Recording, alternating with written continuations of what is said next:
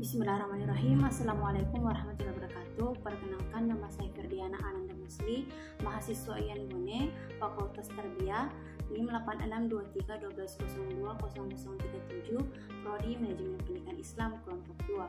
Baik, di sini saya akan menyelesaikan tugas mata kuliah analisis kebijakan untuk mempresentasikan materi perumusan kebijakan pendidikan. Ada 4 teori. Yang pertama yaitu hakikat formulasi kebijakan pendidikan, yang kedua komponen formulasi kebijakan, yang ketiga itu proses formulasi kebijakan, yang keempat aktor-aktor formulasi kebijakan. Baik, langsung saja. Yang pertama yaitu hakikat formulasi kebijakan.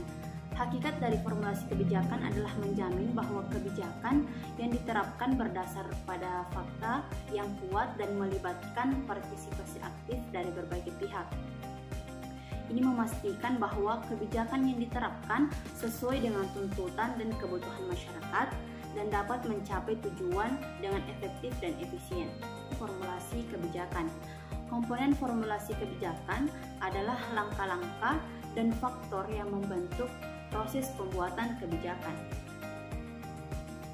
Beberapa komponen utama dari formulasi kebijakan adalah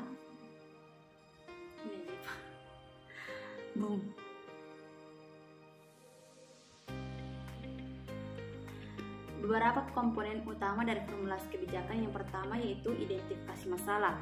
Langkah pertama dalam formulasi kebijakan adalah mengidentifikasi masalah atau isu yang akan ditangani oleh kebijakan. Ini bisa melibatkan analisis data dan informasi, konsultasi dengan stakeholder, dan pengumpulan informasi dari sumber lain. Yang kedua yaitu analisis masalah. Setelah masalah teridentifikasi, langkah berikut adalah melakukan analisis masalah untuk memahami akar masalah dan faktor-faktor yang mempengaruhinya. Ini membantu dalam membuat solusi yang tepat dan efektif. Yang ketiga yaitu identifikasi alternatif solusi. Setelah masalah itu dianalisis, langkah selanjutnya adalah mengidentifikasi berbagai alternatif solusi yang mungkin untuk mengatasi masalah tersebut.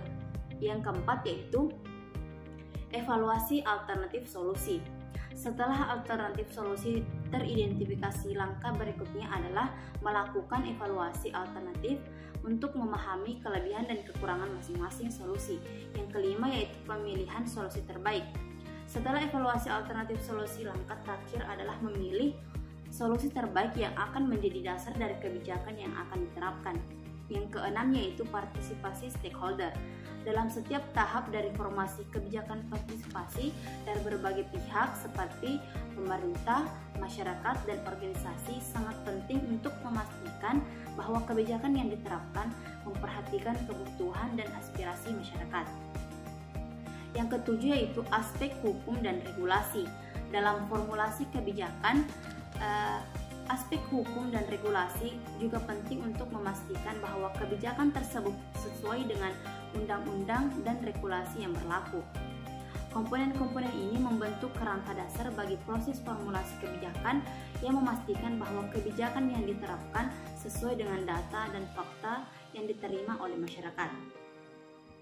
Baik, yang ketiga yaitu proses formulasi kebijakan. Proses formulasi kebijakan melibatkan berbagai tahap, mulai dari identifikasi masalah, analisis masalah, identifikasi alternatif solusi, evaluasi alternatif solusi, hingga pemilihan solusi terbaik.